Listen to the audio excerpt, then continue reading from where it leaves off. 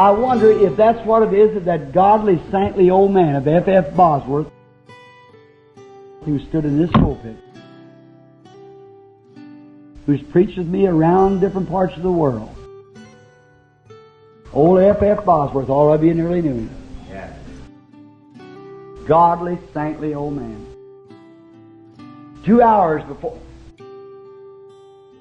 well, about a week or two before he left, I went to him, and there he laid back there, way nearly 90 years old. His little old arms reached out. His little bald head and that white whiskers on his face. I grabbed that old man in my arms and I screamed, my Father, the chariots of Israel and the horsemen thereof. For if there ever was a man that ever represented Pentecost and was a true apostle, it was F.F. Bosworth.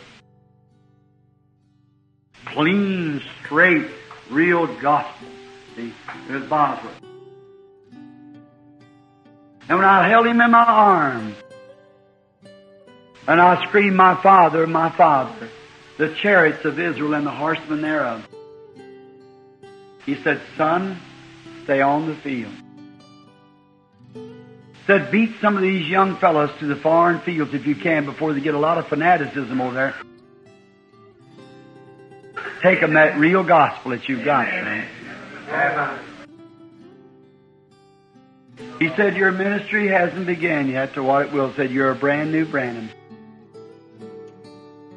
He said, you're young, son. I said, Brother Bosworth, I'm 48 years old. He said, you haven't started yet. He said, don't let these young Pentecostal preachers get over there. That's a lot of nonsense and poison the thing up and get all the diplomats and all the country against it before you get there. Said, move on, Brother Branham. Go on with the gospel that you got. He said, I believe that you are an apostle or a prophet of the Lord our God. I looked at him. I hugged him in my arms.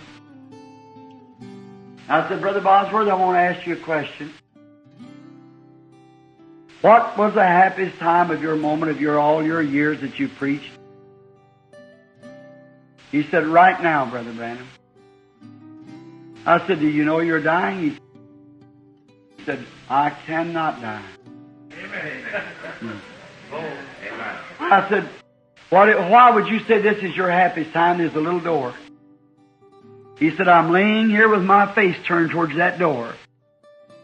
Most any minute, the one that I've loved, the one that I've preached for and stood for all these my life, he'll come to that door for me, and I'll go with him. I looked at him, I thought I looked at him the same as I would be at Abraham, Isaac, or Jacob. Took his hand, I said, Brother Bosworth, we both believe the same God, we believe the same thing. By the grace of God, I'll preach until the last breath leaves my body. I'll stay true to God as I know how to stay.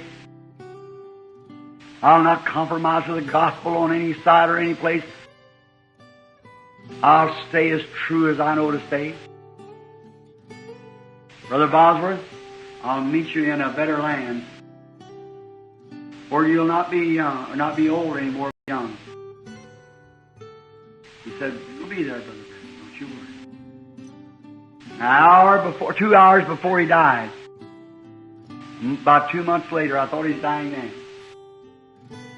A wife come in, seen him. He always thought so much of her. And then Mrs. Bosworth, about 2 hours he'd been laying sleeping. He raised up. He looked and he jumped up from his bed. He said, Mother, well, I haven't seen you for years. Dad, Brother Jim. Why, I said, let's see, you was one of my converts to the Lord at Joliet, Illinois. You'd been dead for 50 years. Yes. He said, your sister so-and-so? Yes. I led you to the Lord at the Winnipeg meeting. Yeah. Why, your sister so-and-so. I haven't seen you yet. See, you come to the Lord at so-and-so. And for 2 straight hours he shook hands with ones that he had led to the Lord. Amen. Walked right back to his place, laid down, crossed his hands, and that was it. Amen. Did Brother F.F. Bosworth enter that land Amen. that Jesus let me view the other night? If it is, he's there, a young man tonight. God rest his soul. And may I ever live so faithful that I'll enter that land. And may I be so true a servant to Christ. I'm ashamed of my life. I'm ashamed if I've sinned before you people. You owe it to me to come tell me, see. I try to live upright in everything that God lets me do by His grace. See. But look, friends, you owe it to me. If you know anything that's wrong with my life, come tell me so. And look, I owe it to you to stand here and preach you the true gospel. Yes. I owe it to you. Because I'm expecting to see each one of your faces. Young men and women, just across that border yonder. That's just one breath between where you are now and there. Now that's right. It's there. And may the God of all grace, the God of heaven, not sacrilegious, but in reverent Papa, on that great day, when we be presented back here and have our earthly bodies again, so we can drink and eat the grapes and the fruit of the land. They will build houses and another won't inhabit. They'll plant vineyards and another won't eat thereof. See, one man plants a vineyard, his son takes it, and then his son takes it, but not in this case. Amen. He'll plant it and stay there. Right. Amen. That's right.